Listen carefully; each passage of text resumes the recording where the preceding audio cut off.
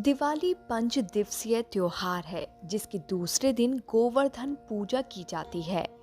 हिंदू पंचांग के अनुसार कार्तिक मास के शुक्ल पक्ष की प्रतिपदा को गोवर्धन पूजा की जाती है। इस त्योहार पर गोवर्धन और गौ माता की पूजा का खास महत्व है। लोग अपने घरों में गोबर से गोवर्धन का पर्वत बनाकर आराधना करते हैं। गोवर्धन पूजा की कहानी श्री कृष्ण की तमाम लीलाओं में प्रमुख है।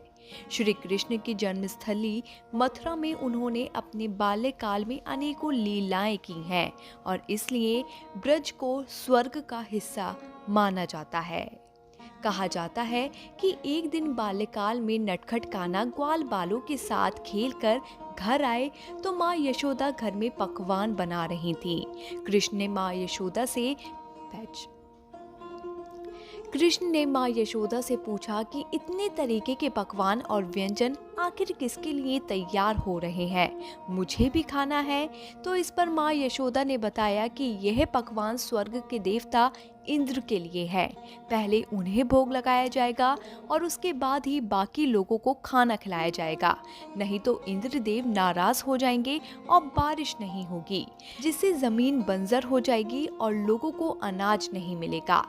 इस पर 7 साल के कान्हा ने अपनी माँ से पूछा कि क्या आपने कभी इंद्र देवता को देखा है।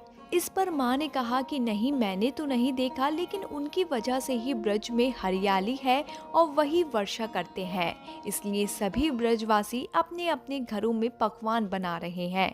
कान्हा ने कहा, माँ इस बार आप मेरे भगवान की पूजा करो जो आपको दिखाई भी देंगे और आपसे पकवान भी मांग कर खाएंगे।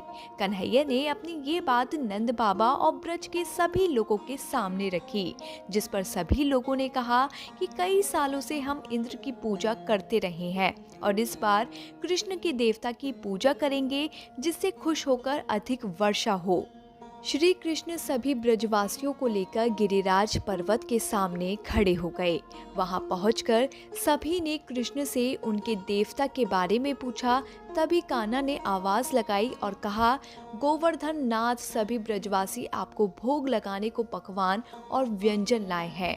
तभी गिरिराज पर्वत में से श्री गोवर्धन नाथ जी ने देवता के रूप में सभी को दर्शन दिए और सभी लोगों से पकवान मांग कर खाया। अपने हाथों से गोवर्धन महाराज को भोग लगाकर सभी ब्रजवासी खुश हो गए, लेकिन जब ये बात इंद्रदेव को पता लगी तो वो नाराज हो गए। इंद्र ने कहा कि एक 7 साल के बालक के कहने पर ब्रजवासियों ने मेरी पूजा ना करके एक पर्वत की पूजा की है। क्रोध में आकर इंद्र ने ब्रज को मूसलाधार बारिश शुरू कर दी, जिससे डरे ब्रजवासी कान्हा के पास गए और कहा कि अब तुम ही हमारी रक्षा करो, हमने तुम्हारे कहने पर इंद्र की पूजा नहीं की। और तब कृष्ण ने सबको गोवर्धन पर्वत चलने के लिए कहा। इसके बाद सब लोग गोवर्धन पर्वत पहुंचे, जहां भयभीत ब्रजवासियों को देख श्री कृष्ण ने गोवर्धन पर्वत को अपनी तर्जनी उंगली पर उठा लिया और संपूर्ण गोकुल वासियों को इंद्र के प्रकोप से बचा लिया। गुस्साए इंद्र ने ब्रज में 7 दिन और 7 रात मूसलाधार बारिश की। जब इंद्र के पास जल समाप्त हो गया तो उन्होंने सोचा कि अब तक तो ब्रज खत्म ही हो गया होगा। ये देखने के लिए जब इंद्र ब्रज भूमि पर आए तो देखा कि यहाँ तो धूल मिट्टी उड़ रही है। वहीं कृष्ण 21 किलोमीटर में फैले विशाल गिरिराज पर्वत को उंगली पर उठाए हुए हैं। इस नज़ारे को देख इंद्र श्री कृष्ण के पैरों में गिर गए। उन्हें मनाने के लिए कृष्ण को ऐरावत हाथी व अन्य कई वस्तुएं भेंट की, लेकिन आखिर कृष्ण नहीं माने। फिर इंद्र ने नारद जी की सलाह पर सुरभि गाय भेंट की और क्षमा मांगी। गोवर्धन पर्वत उठाने के बाद जब कृष्ण से ब्रजवासियों ने पूछा कि इतना विशाल और भारी गिरिराज पर्वत तुमने कैसे उठा लिया, तो कान्हा ने मुस्कुराकर जवाब दिया, कछु माखन को बलु बढ़ो, कछु गोपन करी सहाय, राधा जी की कृपा से गिरवर लिए उठाए।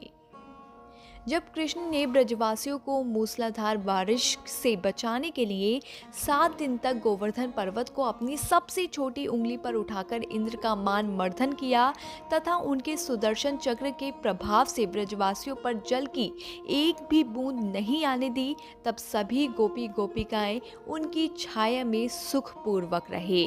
तभी ब्रह्मा जी ने इंद्र को बताया कि पृथ्वी पर श्री कृष्ण ने जन्म ले लिया है, उनसे बैर लेना उचित नहीं है। तब श्री कृष्ण अवतार की बात जानकर इंद्रदेव अपने इस कार्य पर बहुत लज्जित हुए और भगवान श्री कृष्ण से क्षमा याचना की। भगवान श्री कृष्ण ने 7वें दिन गोवर्धन पर्वत को नीचे रखा और हर साल गोवर्धन पूजा करके अन्नकूट उत्सव मनाने की आज्ञा थी और तभी से यह उत्सव अन्नकूट के नाम से भी मनाया जाने लगा।